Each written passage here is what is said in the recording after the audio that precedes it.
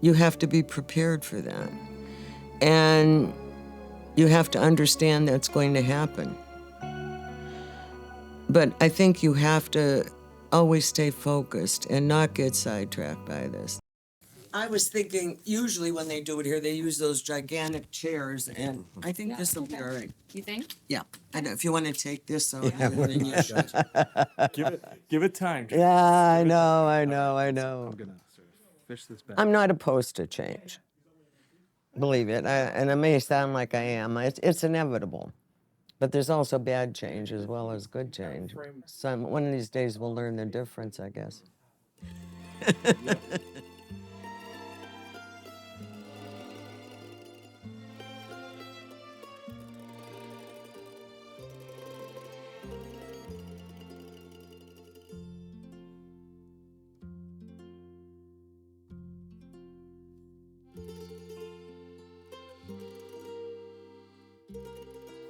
I think like anybody that comes from immigrants, and we're a nation of immigrants, the traditions, the values, and so on that they brought with them are very much in the children and grandchildren that they have.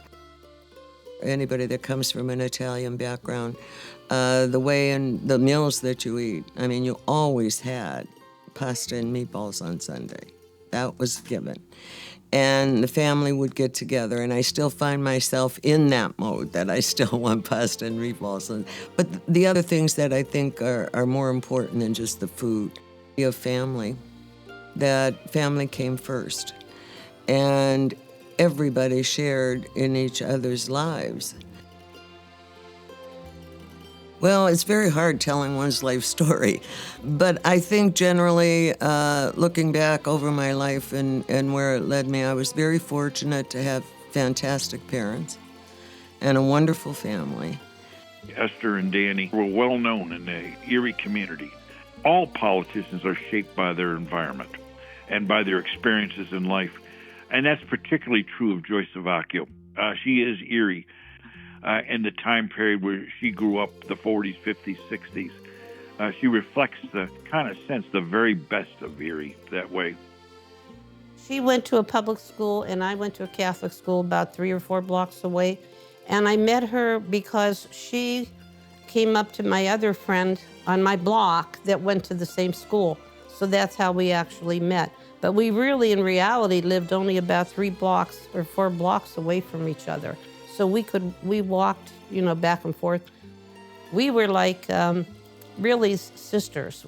And my mother she always called her second mother. She always called my mother second mother. So she kind of was a member of the family at a certain point.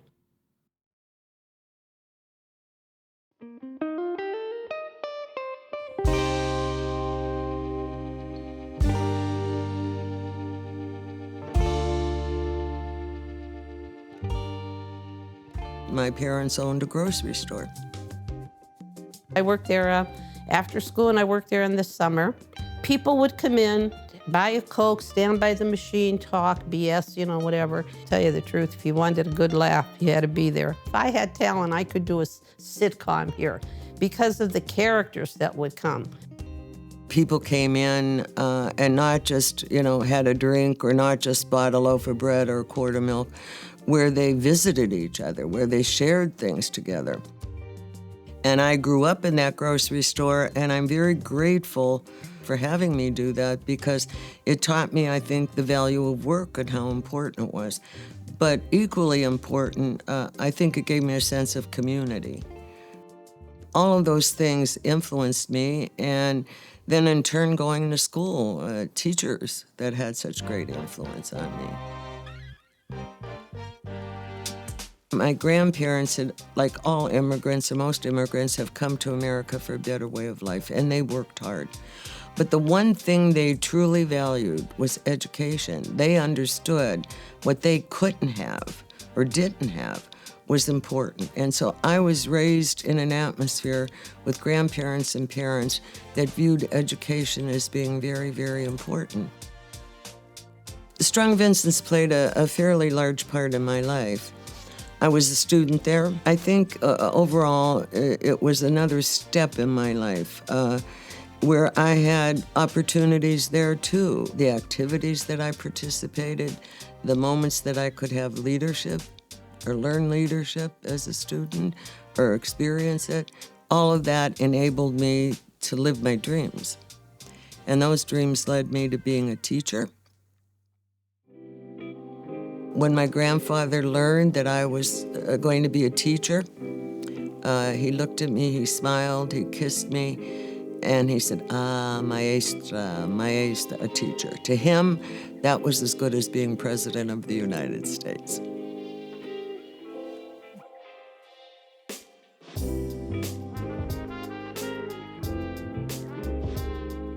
And I must say that television influenced that. Television had just come into being, and there was a program on, I was about 5 years old, and it was called Ding Dong School.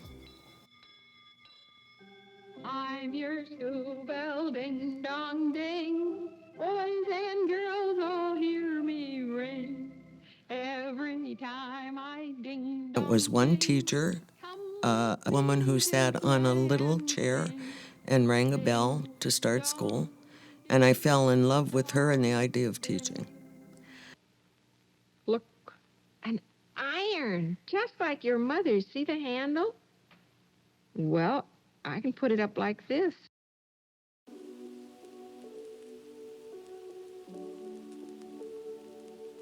East High School was really a very special time for me and a very special experience. I entered East High School right after college, and that was in 1965. And if you look at the times and you look at our city, the city was divided. It was divided by State Street. You had a west side of the city and an east side of the city. And like most West Siders, I was not on the east side that many times in my life. So the first encounter was I was going over to the east side. The second thing that became very noticeable on the first day of school, on the front lawn of East High School, I saw the student population and the number of black students. And as strange as this sounds, I didn't know if I was prejudiced. In the world that I grew up in, there wasn't an opportunity to encounter many black young people, old people. I made a promise to myself and said, if you find out that you are, you can't do that to children. I found out quite the opposite because my students helped me to find that out. I think in a lot of cases, they taught me more than I taught them. So I'm forever grateful. I think that was very transformational in my life. As a first teaching experience, there was a fabulous faculty that really took me under their wing. We were very fortunate to have, for most of the years I was there, a woman by the name of Viola Andrews that just was outstanding and gave me a lot of room to work in and allowed me to experiment different ways of teaching, and she went along with it. It also introduced me to the idea of being a teacher and being a professional. And I have to say this honestly, I went on an illegal strike. Strikes were not allowed then under Pennsylvania law. And the reason that the teachers in the school went on strike is Viola Andrews. The district actually wrote her a letter, and this was before women's rights, the women's rights movement, that they knew she was capable, but she was a woman and didn't think she could have discipline. They didn't know Viola Andrews. Viola Andrews had served in the military. She knew discipline.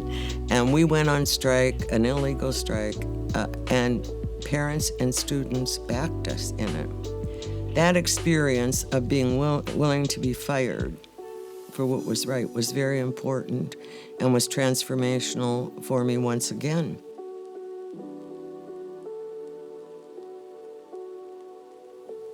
Of the many special obligations incumbent upon an educated citizen, I would cite three as outstanding. Your obligation to the pursuit of learning, your obligation to serve the public, your obligation to uphold the law. If the pursuit of learning is not defended by the educated citizen, it will not be defended at all. When I was a junior in high school at Strong Vincent High School, and we used to get a magazine called Scholastic Magazine. And in it, there was an article on a young senator by the name of John F. Kennedy. And I read the article, and I guess I was as presumptuous as a lot of teenagers are, and I said, oh my goodness, he thinks just like I do. I was hooked. And from that point on, John F. Kennedy became a hero to me. And when he ran for office, I became a Kennedy girl. And that was, I think, the first direct moment that I entered political life actively by going door to door. The energy, the faith, the devotion which we bring to this endeavor will light our country and all who serve it. And the glow from that fire can truly light the world. And so, my fellow Americans, ask not what your country can do for you. Ask what you can do for your country. That quote alone, that statement alone in his inaugural address launched my generation into action. That and his vision for a new America, a new era that was coming in. And I think when he said to America and to the world, we can reach the moon. We choose to go to the moon in this decade and do the other things, not because they are easy, but because they are hard. He was a leader, and he could deliver his message in a not only eloquent way, but a way in which it reached so many Americans.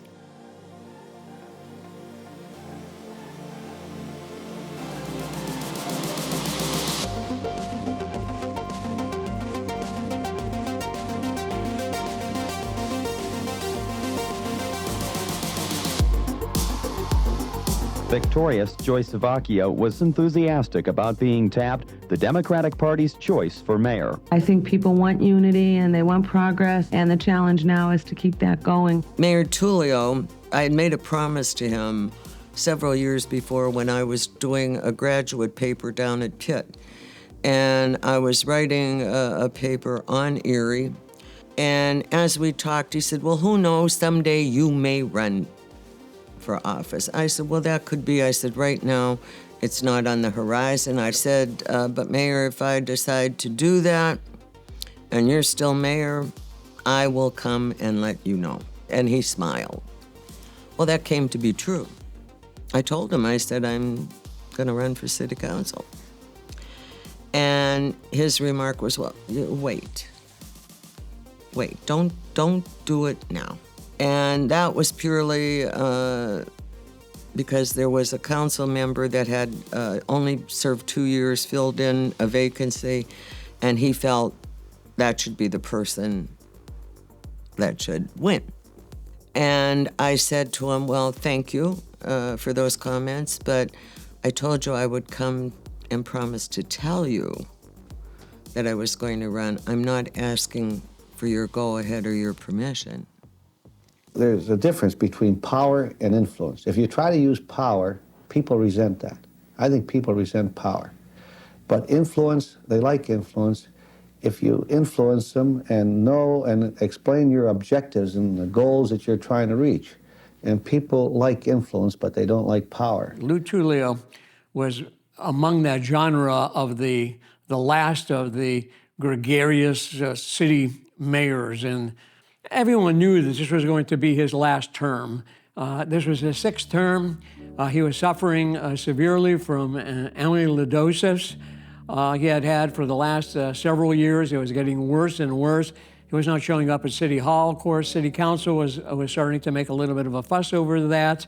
And Pat Liebel, his longtime assistant and the budget director, she became the acting mayor. Not long ago, mayoral candidate Pat Capabianca announced at a news conference that the city of Erie had lost $1.2 million in extra pension aid because it had missed the deadline for filing applications for the state funds.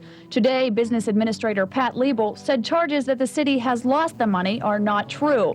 Several years later, 8 years later, 9 years later, when I ran for mayor, and I kept my promise then and went to tell him, and he said, well, maybe better wait.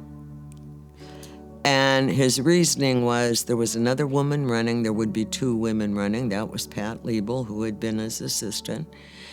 And as he put it then, too many Italians running, which I found very interesting. So he was looking at it from purely a political point of view and how things should go or how things would go. And while I didn't take offense at it, you get to understand people's thinking, I told him once again, I'm here to tell you not to take your advice. I said, I'm running. All the campaigning aside, it has been the voters' turn. For the first time in 24 years, Louis Tullio's name does not appear on the ballot for Erie mayor. Voters have instead been given the choice of Democratic City Councilwoman Joyce Savocchio and Republican Stanley Praser, the former Water Bureau chief under the Tullio administration. I never truthfully thought of myself specifically as a female candidate or as a female council member, as a female mayor. But I knew that would be a concern for others, and I knew I had a responsibility toward that. I think I understood going into office that there were going to have to be times when I would be treated differently. And you have to be prepared for that. And you have to understand that's going to happen. But I think you have to always stay focused and not get sidetracked by this. And there are different situations that occurred, and you have to try to be somewhat tolerant of it rather than, pontificate or lecture a person about the fact of they're being anti-female or they're being sexist or whatever. I didn't view it as pressure, but I felt it was a responsibility. Since I was the first woman to be in that office, that I had a responsibility to do the very best I could. And in fact, be better in a sense. To be equaler so that the community could understand that being a woman or a man isn't what made the difference. It's the person that makes the difference. So I think it was, in a way, an asset. I felt a great responsibility to make sure that I did things as well as I could so that it wouldn't block the way for other women. I also feel equally strongly that in order to begin a new administration, it should be new, and I think that should begin in January. The following is a special State of the City address. And now, Mayor of Erie, Joyce A. Savocchio. Good evening, ladies and gentlemen. I would like to take this opportunity to thank our local television stations for so generously providing me with this time to address you concerning the condition of our city. In early 1990, there are reasons to feel optimistic about Erie's future. But we must first honestly address the depth and reality of Erie's growing fiscal crisis. Limited funds, a declining city population, loss of tax dollars from individuals who have sought reassessment, the inability of city government to increase taxes, the complete inability to borrow money because of a low bond rating, a loss of tax revenue from approximately 35% of our real estate base, which is tax exempt. We have no more assets to sell and limited leeway with regard to revenue. Our backs are against the wall. And as I look at it, in hindsight, although I felt it even when it was happening, the 90s was a time when America was going through a new rebirth in a way of thinking, a way of leadership, a way of commitment that's very different from today. And that made it easier. It didn't make it easy.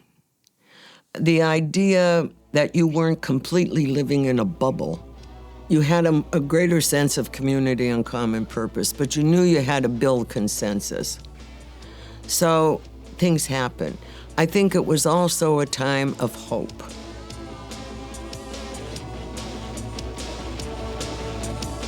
The mayor had a State of the City address and indicated that there were some problems ahead that all of us have to take some serious steps to address. To start things off, we have with us Dr. David Kozak from Gannon University. Dr. Kozak served as the coordinator of the transition team for Mayor Savocchio. What does a transition team do? Well, we wanted to study city government so that we could give the mayor the information and advice she needed in order to take over as the CEO of Erie. Was there any surprises? There's something you stumbled across or people of the transition team? No, not really. I think the fiscal difficulties facing the city of Erie, it was surprising to the extent that we knew that some very strong measures had to be taken, some serious steps had to be taken. I think that was an opportunity to learn as much as she could about the nuts and bolts and to put together a consolidated calendar. She felt that was the most important thing, that we had to get a calendar for the city of all the major deadlines, suspenses, timetables that had to be addressed in her first, not only few days in office, but the first year. You need a team. There were so many times, I call them my angels. They came at the right time. Don't ask me. I always say there's no such thing as coincidence. I wish I could single-handedly take credit for all this, but that is not true. The inner circle was extremely important to Joyce Savocchio. And, of course, she needed it vitally because she was going to have to kind of reinvent the government of Erie. In that inner circle was, first and foremost, would be Rita Capello. She was kind of the doorkeeper and the person that brought it all together.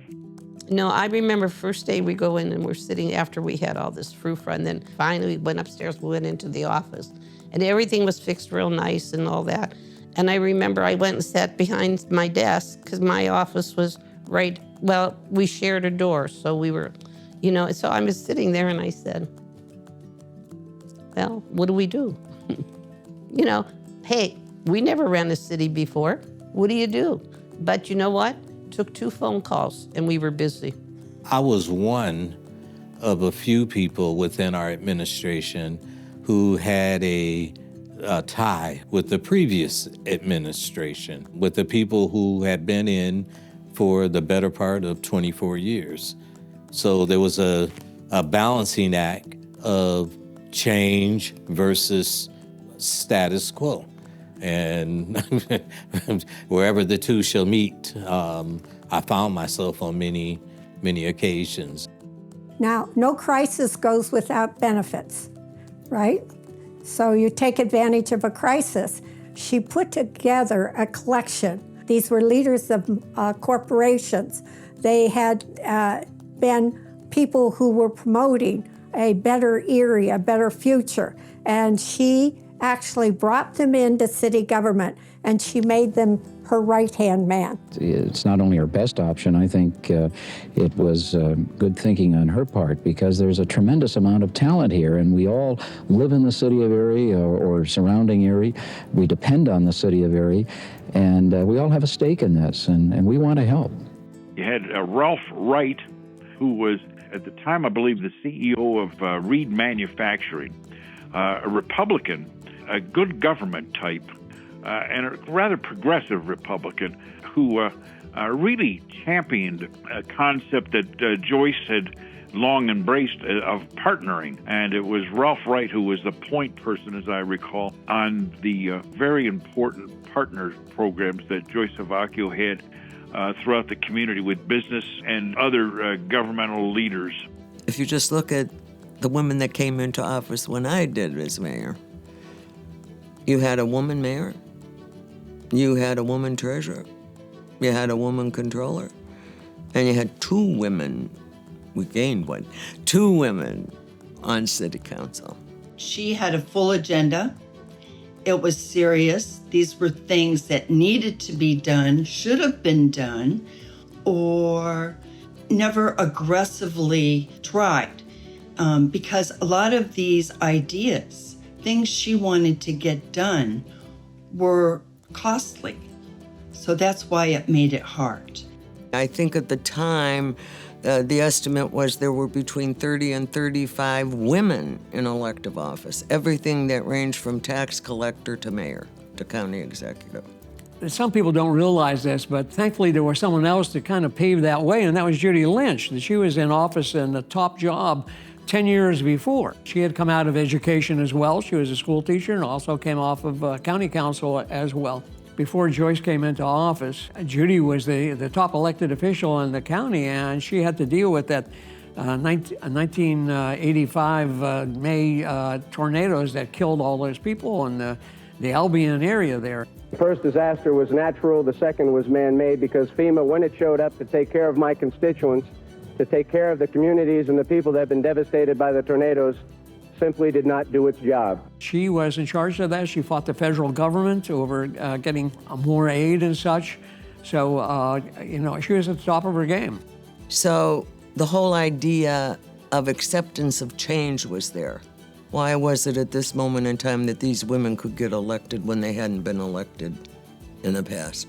And had reason to come to common purpose. And I think that's why the 90s generally is going to be remembered for that, I think, not only in Erie, but I think around the country and in American history.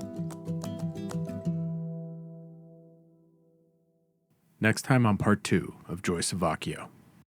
I think there's some truth to the fact that we view ourselves as underdogs. Poverty creates that kind of tension. This is the most difficult time in the history of the city of Erie. If we value something, it's worth the investment. This is only a measure. It can only get better. It can only get better. And this is only a measure. It can only get better. It can only get better.